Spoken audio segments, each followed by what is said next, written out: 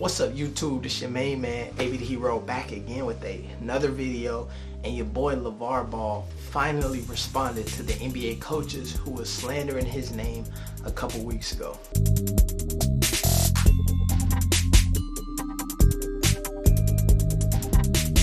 A couple weeks ago, the ESPN reporter and Rudy Poo, Jeff Goodman, posted this super salacious article quoting Lavar Ball talking about Luke Walton, the Lakers head coach. The article was written with a super negative tone, and NBA coaches around the league were not happy about it. Multiple coaches came out and dropped sound bites dissing ESPN and also Lavar Ball. Steve Kerr called Lavar Ball the Kardashian of basketball. NBA Coaching Association President Rick Carlisle came out and called Lavar Ball a loudmouth blowhard, which is a very suburban diss. But up until this point, Lavar Ball had been quiet on the whole issue, and he had been focusing all of his attention seemingly on his kids who were hooping right now in Lithuania. But today, an interview came out where Lavar Ball finally addressed some of these issues. Like being called coach. I like being called a big baller, but coach is fine because people can call you some other things. It's not something new for you, right? You've coached. This is nothing new for me. I mean, coaching is not hard. I mean, anybody could be a coach. Hey, anybody could be a coach. You know what? I'm gonna put a sign out there so you really go crazy. Look at Steve Kerr. He's the Mili Vinilli of coaching. So he's not the coach? He's the Mili Vinilli of coaching, which I mean is you can go stand in the same spot like Luke Walton did and win 20-something games when you got the right horses just running. Sometimes less coaching is the best coaching. But some of these guys like to act like they really coached some guys that know how to play. How do you coach KD, Steph Curry, Draymond Green, and Klay Thompson? You know how you coach them? You don't. Turn your back and let them do what they do. As soon as they win a championship, everybody says, oh, he's a great coach. So now, as you see here, the thing that I like about Lavar is that he's going to give you some shade, but he also going to throw some factual information out you now. What he's talking about is during the 2015 season, Steve Kerr took some time off at the beginning of the season because he had a ruptured disc he was dealing with. During that stint, Luke Walton took over as an interim head coach. The Golden State Warriors went on a 39-4 record under Luke Walton, so they were 24-0 to start that season. All right. Now, we seen last year in the postseason, Steve Kerr had some other things that he was dealing with. So Mike Brown took over the head coaching job for the first 12 games of the postseason last year, and the Warriors went undefeated. Steve Kerr came back for the finals. The Warriors ended up winning the NBA championship after going 4-1 versus the Cavaliers. All right. Now, prior to Steve Kerr taking the job, Mark Jackson was the head coach. In Mark Jackson's first season, the Warriors won 30% of the games. In his final season, they won 60% of the games, and he was fired after winning 60% of his games. And Steve Kerr came in, the Warriors won the NBA championship, mostly due to the fact that Kyrie Irving and Kevin Love was not playing in the finals, but that's neither here nor there. I really personally think that that would have changed the landscape of the NBA, but I'm not going to go there. So as you see, what I think Lavar is trying to make you think about now is it because the talent was there? Mark Jackson had developed such good talent in Draymond, Klay, and Steph that anybody who's driving that vehicle is going to win? Or is it that Steve Kerr was the missing piece to that puzzle and really took the Warriors over the top? In this next clip, Lavar is going to address some of the comments that he made about Luke Walton. It's like everybody's trying to figure out, why did I say Coach Walton has lost the team? Did somebody tell me that? No, I have two eyes. I'm looking at the game, no high fives. And the way I do this, I know everybody gonna come down on me, which is fine. See, they didn't even know I knew that before. So now you're not even worried about the Lakers no more. You're just worried about me talking about Luke. Now what's gonna happen when I say you lost the team? Everybody gonna jump off board because they lost the team, or everybody gonna band together. They ain't start winning until I made that comment. But if I let you keep losing games after games without saying nothing, you're just gonna go in the same boat talking about they'll get better than young. No, forget that. So they was like, hey, they coming at us, they all band together now. So now you're gonna start winning. That's what needed a jump charge. But I'll do that. Now, once again, Lavar is kind of giving you some facts to really just think about now. that article in ESPN dropped on January 7th. Since then, the Lakers have won 8 out of their last 11 games, okay?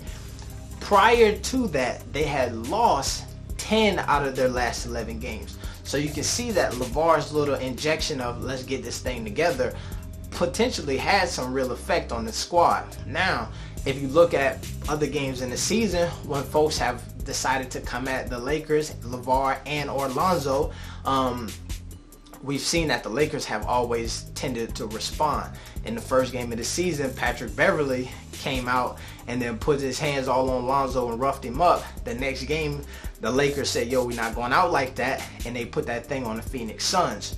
Now, fast forward a little bit, when the whole thing happened with the Wizards and John Wall, Lakers came out and they showed up, and John Wall left the game silent.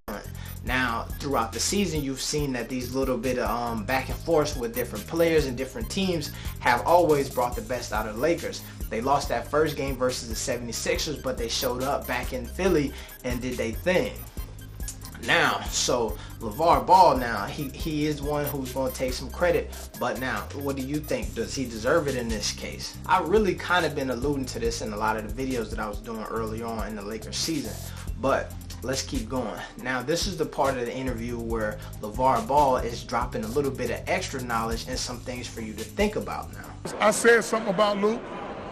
Everybody go crazy. The dude from Miami Heat got fired. The dude from Earl Watson got fired.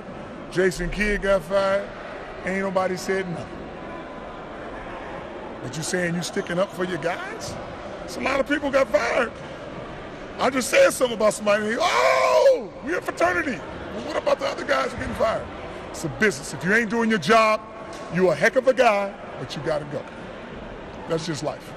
So in that clip, I think LaVar says Miami Heat, but I really think he's talking about Memphis's coach David Fizdale, who was fired this season after 19 games. Now, this was David Fizdale's second season with the Memphis Grizzlies. This season they started off 7-12, got off to a little bit of a slow start, and then he was canned. All right, now you look deeper, you see Earl Watson, who was also the coach LaVar mentioned here, who was fired this season after 3 games. Last season was his first season with the Phoenix Suns, and he won 29% of the games. This year, he lost 3 games and was fired. Okay, now, to me, you had to be doing some ridiculous stuff if you can't even get 2 full seasons under your belt before they get you up out of there.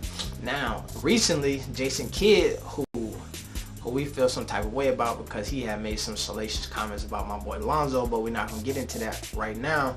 He was recently fired after 4 seasons with the Milwaukee Bucks and 3 winning seasons with them. All right, now he had 1 season where they only won 41% of their games, but it's important to mention that during his tenure there, he has also developed young Giannis Antetokounmpo into a perennial superstar and an MVP candidate.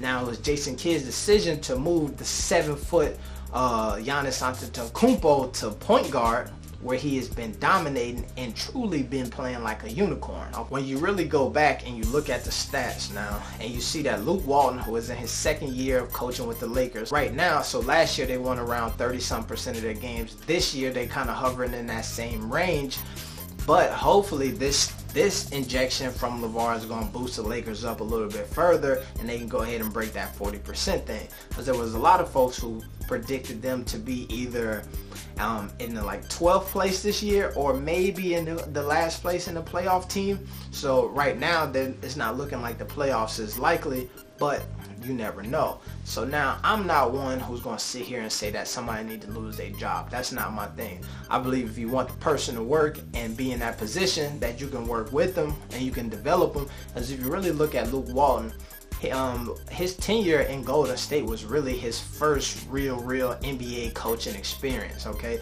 So then now, you see him coaching the Lakers, and he's got a young team, but he's also a very young coach in itself. So maybe the team needs some time to develop, maybe he needs some time to develop, but when you hold his resume up to some of the resumes of coaches who have lost their jobs, you would think that he would be next.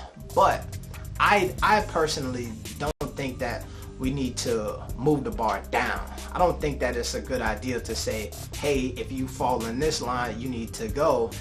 I think that we should move the bar up. These other coaches potentially deserve a little bit more leeway and time to develop, as we see Luke Walton's going to get, because before Luke Walton got there, it was Byron Scott, who was there for 2 seasons. Now he had a 20% win record in both those seasons before he got fired, but he was also there for the end of Kobe Bryant, and Kobe Bryant definitely wasn't himself during that time. So what we've seen is it was basically a farewell tour where Kobe still got a ton of minutes that he probably shouldn't have gotten, but you can't bench Kobe Bryant. So as you see, my boy Lavar just dropping some facts and some gems on you. In this interview where I pulled these clips from, it was about a cool 10 minutes, and throughout the interview, Lavar really touched on a bunch of things. Talked a little bit more about his kids and their playing style.